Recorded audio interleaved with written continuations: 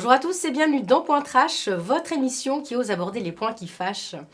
Aujourd'hui, je serai en compagnie de Pierre-Alain Margueron. Vous allez découvrir son combat contre la maladie et sa victoire avec la positive attitude. Pierre-Alain, salut. Mais salut. Alors tout le monde t'appelle PA. Effectivement. Alors j'ai un peu de peine à imaginer qu'il y a encore 3 ans, tu étais en pleine rééducation parce que tu es né avec une scoliose idiopathique. Exactement. Mais comment était ta vie avant l'opération avec une gibbosité et une colonne vertébrale fortement déviée? Alors, comment était ma vie avant? On dira qu'elle était plus ou moins normale, vu que je suis né avec et on va dire je me suis adapté à cette pathologie que j'avais depuis la naissance. Donc, j'en faisais pas cas, si je peux dire ça comme ça. Ça m'a, on va dire, j'ai toujours fait du sport, j'étais à l'école comme tout le monde, j'ai toujours été quelqu'un d'actif. Jusqu'à l'âge de 12-13 ans où on m'a fait comprendre que cette déviation m'obligeait à mettre un corset. Je devais déjà mettre un corset, on va dire, la nuit, pour que cette scoliose ne s'aggrave pas trop.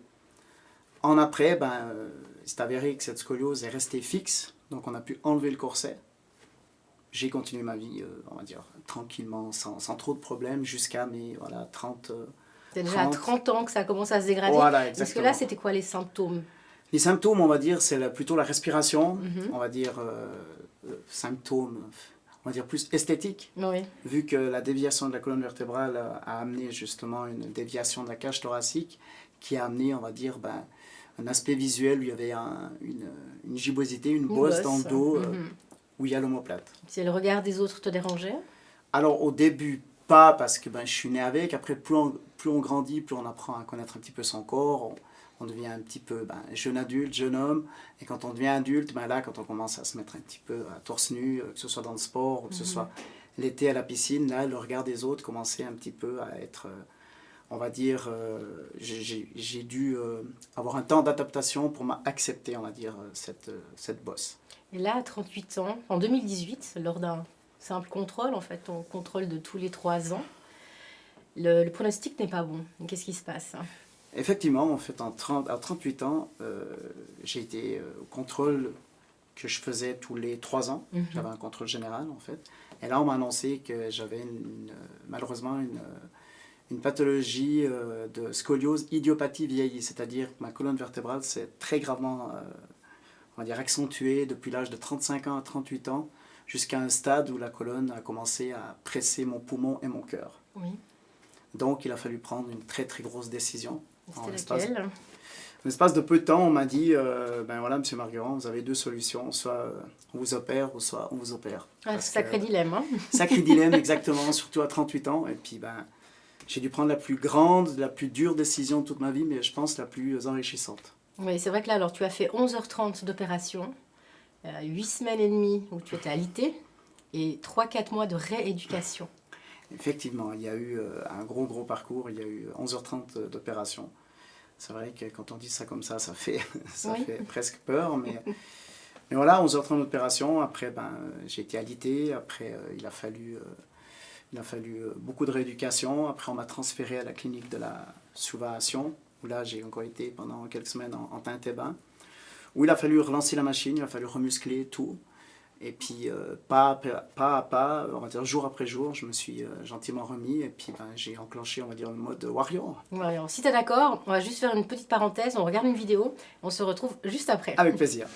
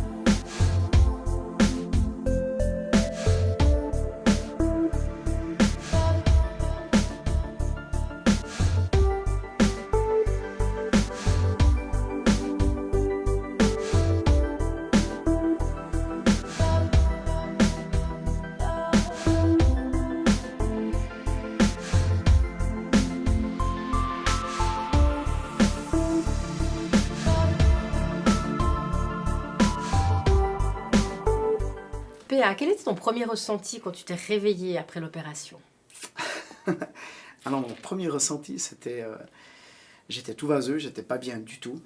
Je savais pas où j'étais. Ouais. J'étais franchement... Il m'a fallu quand même quelques minutes pour comprendre où j'étais.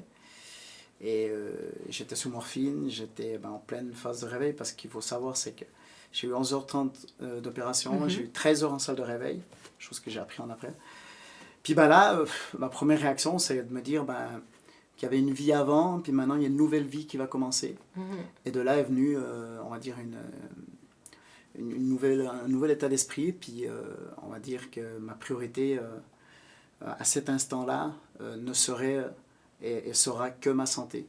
D'après les médecins, qu'est-ce qu'ils ont dit? Alors les médecins, alors ils avaient dit, ils m'ont dit plein de choses les médecins, mais chose que j'aimerais transmettre et partager, c'est que les médecins peuvent amener des avis médicaux à travers les études, à travers tout ce qu'ils savent, mais il y a un truc qu'ils n'auront pas, les médecins n'auront jamais, c'est leur ressenti personnel à l'intérieur de son corps.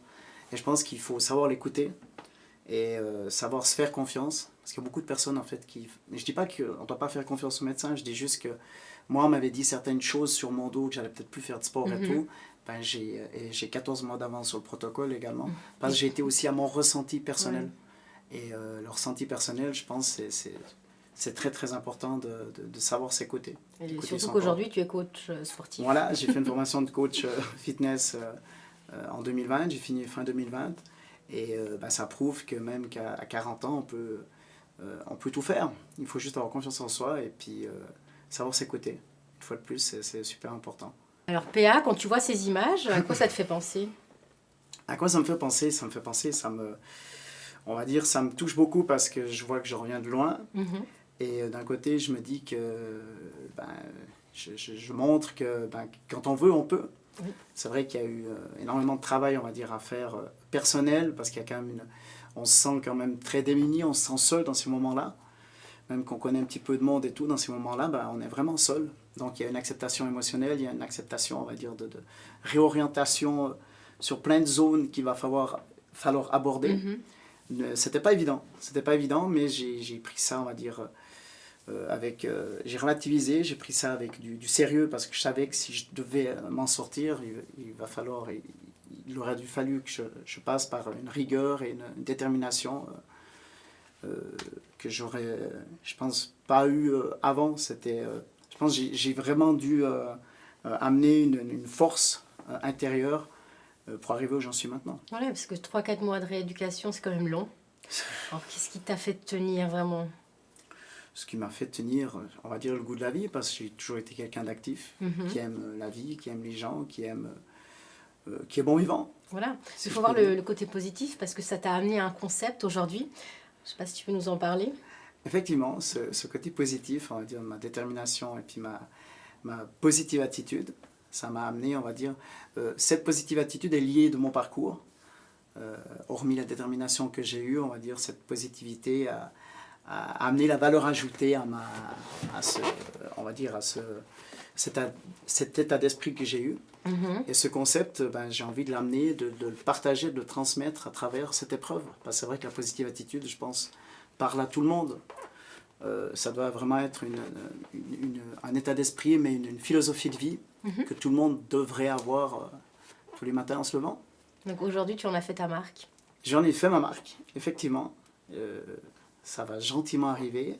Ça s'appelle la positive attitude, parce que tout le monde m'appelle P.A. Et je me suis dit que ces 2 lettres étaient peut-être prédestinées à travers cette marque. Et j'avais envie, et j'ai envie en fait de le transmettre, mais surtout de le véhiculer, de le faire véhiculer, ce message. Chose qui est, je pense, très important pour un bien-être. Un bien-être, on va dire... naturel, ça doit être naturel, mais c'est vrai que des gens ont de la peine en fait. On est tellement conditionnés à aller tellement vite, on doit faire tellement de choses, et puis beaucoup de personnes, on va dire, n'ont peut-être pas cette force, ce déclic qui fait qu'ils soient bien dans leur vie. Donc si je peux amener à travers ce parcours un petit peu, à ma moindre échelle bien entendu, si je peux amener un petit peu cette positivité, cette inspiration à travers ce parcours, c'est avec plaisir que que je vais le faire. Parce que là, actuellement, c'est sur des casquettes. Et si on a envie de se procurer une casquette, comment on fait? Alors, ça sera via mon site. Il y aura un site internet, il y aura Instagram, il y aura, il y a mon Facebook. Mhm. Mais tout ça, c'est en préparation. Mais ça va arriver via les réseaux sociaux. Pierre-Alain, un grand merci d'avoir partagé avec nous ton expérience. En tout cas, c'est une très belle histoire de résilience. Et je te souhaite vraiment tout le meilleur pour la suite. Merci à vous et merci pour ce partage. Point Trash touche à sa fin. J'espère que vous avez passé un agréable moment. Pour ma part, je vous donne rendez-vous tout bientôt pour un nouveau numéro. Ciao!